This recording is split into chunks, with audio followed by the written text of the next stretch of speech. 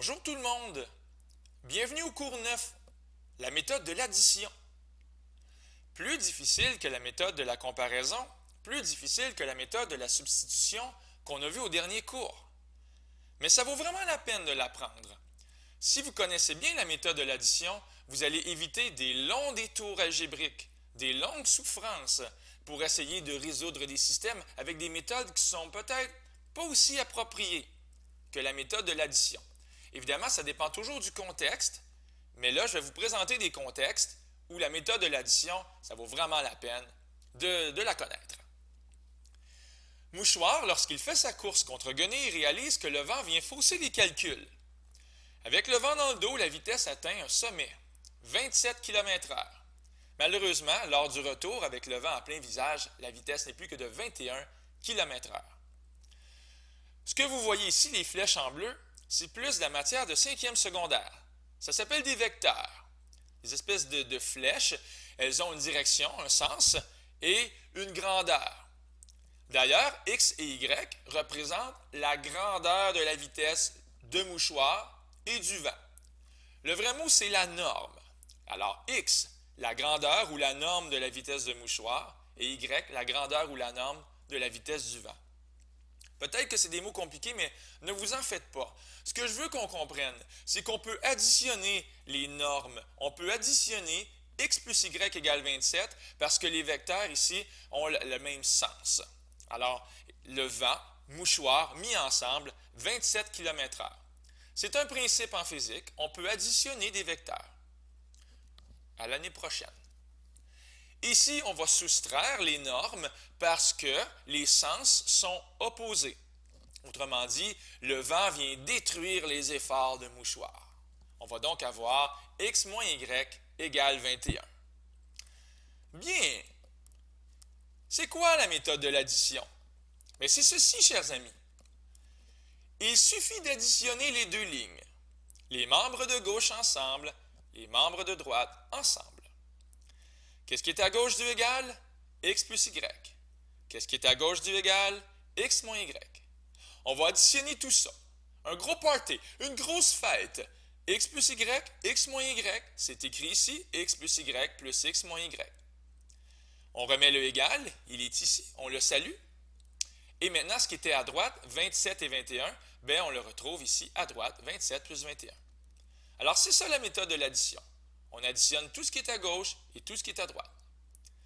Avec un peu d'algèbre, on va réaliser, oh miracle, joie! Les termes en Y s'annulent. Ben oui, parce que ça va faire ceci. 2x égale 48. Parce que plus Y, moins Y sont morts. On les a tués. Il va rester x égale 24 km/h.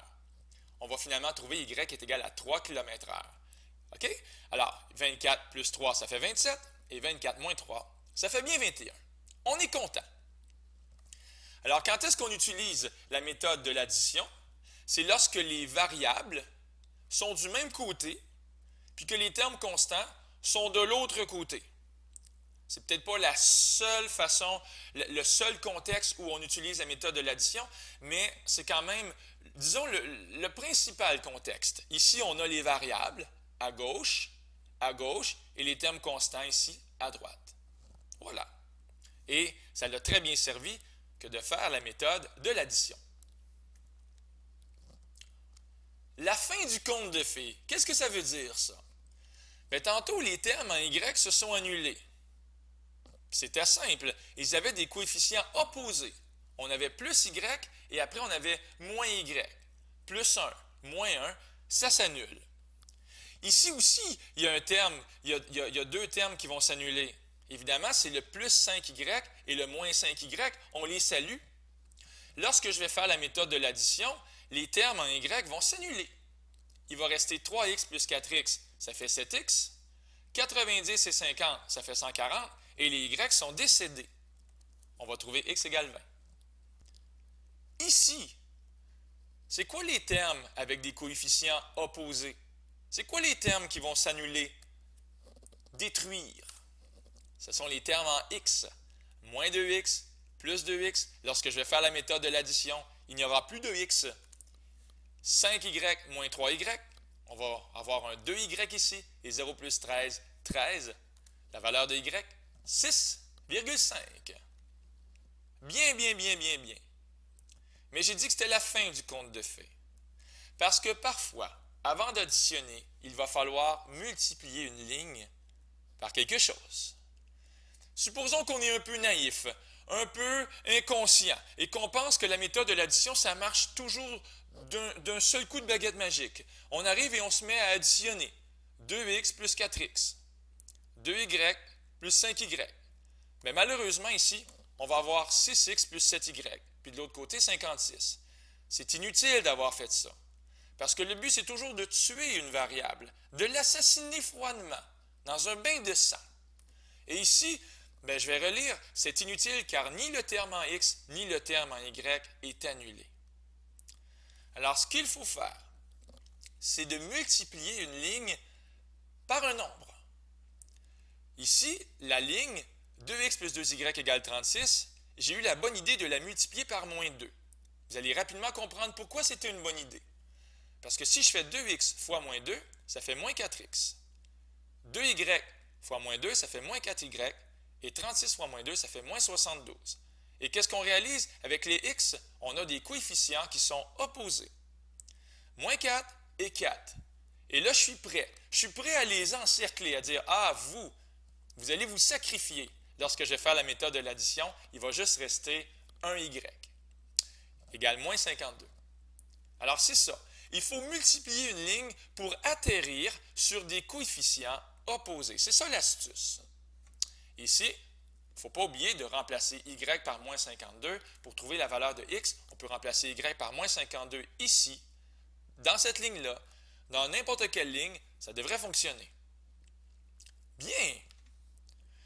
Un petit peu plus difficile. Parfois, il faut même multiplier. C'est pas il faut, mais c'est plus facile des fois de multiplier les deux lignes avant d'additionner. Regardez ici. C'est pas évident. Si je multiplie la première ligne par quelque chose, par un nombre entier, est-ce que je vais pouvoir avoir un coefficient opposé à un coefficient qui est dans la ligne du bas? Alors, je sais pas, mais 3 fois quoi va donner 4? 4 fois quoi va donner 3? C'est pas évident pour annuler les y. Puis même chose avec les x. 2 fois quoi va donner 3? 3 fois quoi va donner 2? C'est pas évident. Donc, ce qu'on fait dans ce temps-là, on peut prendre les termes en x. Ici, j'ai 2 et ici, j'ai 3. Donc, la première ligne, je vais la multiplier par 3 et la deuxième ligne, je vais la multiplier par 2. OK? À un détail près. C'est quoi le détail? Je vais multiplier par moins 3 pour la première ligne et la deuxième ligne par 2. Et là, ça va fonctionner. Parce que si je multiplie par moins 3, qu'est-ce qui va se passer? Le 2x va devenir moins 6x. Et si je multiplie par 2, le 3x va devenir plus 6x. Et là, ils vont pouvoir se sacrifier ensemble. On est content. Évidemment, on multiplie le reste. 2x fois moins 3, mais aussi 3y fois moins 3 et 0 fois moins 3. On obtient la ligne suivante, moins 6x, moins 9y égale 0. Bon, lorsqu'on fait l'addition, les x se sont sacrifiés pour nous. Il reste moins y égale 20, donc y est égal à moins 20. Puis la valeur de x, je vous la donne, c'était 30. Et on poursuit. On change un petit peu de sujet. Des droites spéciales en rappel. Juste pour vous dire qu'il existe des droites qui sont horizontales. Oui, oui, oui, oui, oui. Lorsqu'on a quelque chose du genre y égale quelque chose, pas de x. Le x est absent au rendez-vous. Il ne s'est pas levé ce matin. Alors, y égale 7, ça va faire quelque chose qui va être horizontal. Comme ceci. Voilà. Partout sur cette droite-là, que vaut y? Il vaut 7. Ici, y vaut 7. Un petit peu plus tard, y vaut 7. Même là-bas très très loin, y vaut 7 encore une fois. Donc voilà la règle, c'est y égale 7. Lorsque c'est y qui est absent, son réveil matin n'a pas sonné. Bon, alors là, il reste x égale quelque chose, comme x égale moins 2. Mais ça va donner une droite verticale, comme ici en bleu. Parce que partout sur la droite, devinez quoi? La valeur de x, c'est moins 2. Comme ici, moins 2,0. Ou comme ici, moins 2,7. Donc, Des fois, elles sont faciles, hein, les droites verticales, les droites horizontales, mais des fois, on se fait jouer des tours. Faites attention. Je termine la vidéo avec un système avec une infinité de solutions, puis après ça, un système avec aucune solution. Est-ce que ça se peut que des droites se rencontrent jamais ou que des droites se rencontrent toujours? Regardez comment c'est simple. On commence avec des droites qui vont se rencontrer toujours. Des droites qui ont une infinité de points communs, oui, c'est possible lorsque les droites sont parallèles et confondues. Ça veut dire dans le fond que c'est la même droite. C'est un copier-coller. Voici l'équation d'une droite sous forme fonctionnelle. Voici l'équation d'une droite sous forme générale. Qu'est-ce qu'on remarque? Bien, on a une variable qui est isolée. Ça, c'est cool. Ça m'appelle. Ça me dit, « Hey, c'est l'heure de la substitution. Devinez ce que je vais écrire à la place de y? Bien, je vais écrire 2,5x plus 4. Est-ce que vous êtes prêts? Moi, je suis prêt. Donc, moins 5x plus 2 fois, et au lieu d'écrire y, j'ai écrit 2,5x plus 4. On n'oublie pas la suite, moins 8 égale 0. Un petit peu d'algèbre. Moins 5x, 2 fois 2,5x va donner 5x, et 2 fois 4 va donner 8. Moins 8 égale 0. Et lorsqu'on fait le ménage, lorsqu'on passe le balai, l'aspirateur, un petit linge humide pour enlever la poussière, qu'est-ce qui reste? Il reste 0 égale 0. C'est la façon que les mathématiques ont pris pour te dire, toi, là, le réalises-tu? 0 égale 0, c'est toujours vrai. Ça veut dire que les droites sont parallèles et confondues. Il y a une infinité de réponses.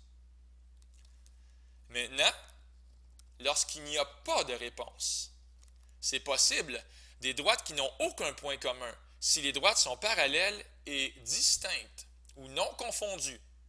Voici l'exemple.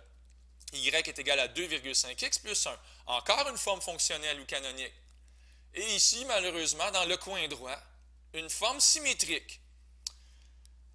Petit conseil, petite parenthèse. Résoudre un système d'équations avec la forme symétrique, c'est pas cool. Je pense que l'important, c'est de la transformer rapidement.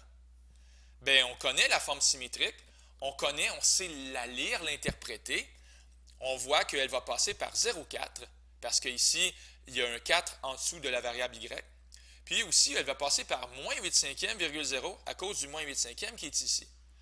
Alors, en calculant le taux de variation, en faisant y2 moins y1 sur x2 moins x1, et tout ce qui vient avec, finalement, je l'ai transformé en forme fonctionnelle ou canonique. C'est beaucoup plus facile. Surtout que là, j'ai y égale et y égale. Je peux donc faire la comparaison. Alors, je vais faire la comparaison et je vais donc pouvoir écrire dans la joie 2,5x plus 1, le même qui est ici, est égal à 2,5x plus 4, le même qui est ici. Alors, qu'est-ce qui se passe lorsqu'on fait le ménage? Lorsque je soustrais dans la joie 2,5x de chaque côté, il va rester quoi comme survivant? Il va rester 1 égale 4. Tantôt, c'était écrit 0 égale 0, là, c'est écrit 1 égale 4. Ça, c'est toujours faux. C'est pas toujours vrai. 1 égale 4, ça va toujours être faux. C'est la façon que les mathématiques ont prise pour te dire que les droites sont parallèles et distinctes. D'ailleurs, je me suis amusé à les tracer. Elles sont ici, les droites. J'espère qu'on reconnaît ici 2,5x plus 1. On reconnaît la valeur initiale, hein? C'est 1. Et ici, le plus 4, la valeur initiale, c'est 4. Et on a le même taux de variation. C'est comme un amour impossible. Les droites ne se rencontreront jamais. Alors voilà. Dans cette vidéo-là, je vous ai expliqué la méthode de l'addition. Ensuite, je vous ai dit qu'il y avait des systèmes avec aucune solution puis des systèmes avec une infinité de solutions. Je vous ai également parlé, petit rappel, des droites horizontales et des droites verticales. Voilà, fin du cours. C'était Luc Allard pour le Collège Sainte-Anne qui vous dit au revoir.